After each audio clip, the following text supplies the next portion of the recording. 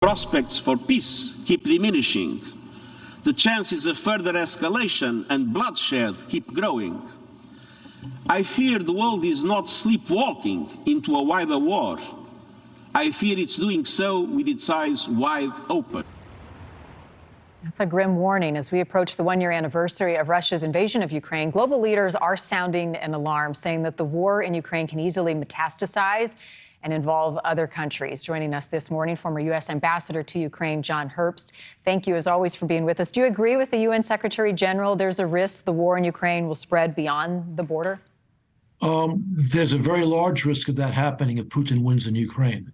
His ambitions don't end at Ukraine's western border. And the draft treaty he sent to the United States and to NATO, 2 draft treaties, in December of 2021, he basically said he wanted to establish effective political control over all the states of the former Soviet Union, which includes 14 other governments. That includes 3 NATO allies. And he wants to have a veto over the defense policies of all the states of the former Warsaw Pact, another group of NATO allies. Prospects of peace diminishing, you hear from the secretary there. What do you expect to hear from President Biden as he addresses the nation in the State of the Union tonight in regards to Russia's invasion of Ukraine and continued U.S. support? Well, the Biden administration has provided substantial support to Ukraine, which is critical for American security because Putin's aims go beyond Ukraine.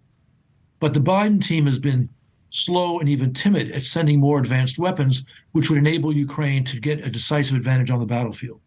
They need to send the ATACMS, which are missiles which can shoot 300 kilometers. They need to send the F-16s, and they continue to dawdle on such weapon systems. Help us understand what a Russian spring offensive, another major attack from Russia, would look like in the weeks and months ahead. We keep hearing about it. Where will they target, and how is Ukraine preparing, and are they adequately prepared? There is currently a Russian grinding offensive in Donbass near the town of Bakhmut, which they've tried to seize. They set a goal of seizing December, and they still have not taken it. That will continue. They're also making probes in the Zaporizhia region to the south of Donbass, and they may be putting forces into Belarus to launch an offensive from the north.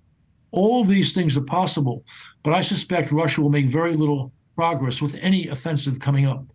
They have the manpower they're willing to sacrifice. They don't have quite enough artillery and other equipment, although they have more than Ukraine does, to launch a successive offensive. And of course, the morale among their troops remains dreadful, whereas Ukraine's morale is sky high.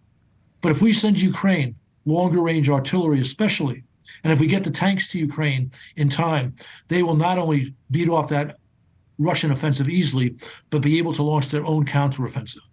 One of the successful military tools that Russia has used so far are the drones. We're hearing reports that Iran is supplying Russia with drones, and now there is a possible facility being built in Russia to manufacture these drones and new weaponry. How concerning is that, and how long could something like that take to be put into action? Well, thousands of Ukrainian civilians are at risk as a result of the drones Iran is sending to Russia. And the fact they're now going to build a factory there means there will be more drones. If we sent ATACMS, a U.S. missile which has a range of 300 kilometers, they could destroy the bases in Crimea from which those drones are being launched. That's just one more reason why we should do this. And Russia is now considering sending Iran its most advanced fighters because they're dependent upon these Iranian drones. This should also persuade the Israelis to provide true assistance to Ukraine, including in the military area. We're hearing so much about the battle. What are you hearing about diplomatic talks, if any, that are happening between Ukraine and Russia or U.S. and our allies? Right now, there are no talks.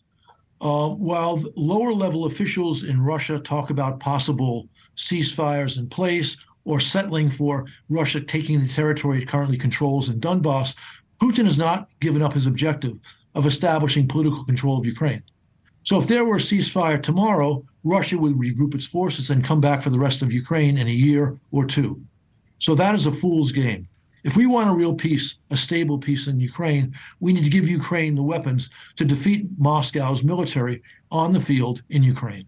We shall see what the president says on that matter this evening as he addresses the nation in the State of the Union. John Herbst, former U.S. ambassador to Ukraine. The request from Ukraine is F-16s. Will they get them? Thank you for your time, as always. Thank you. Thank you for watching. Go to newsnationnow.com to find NewsNation on your television provider. And don't forget to click the red subscribe button below to get more of NewsNation's fact-driven, unbiased coverage.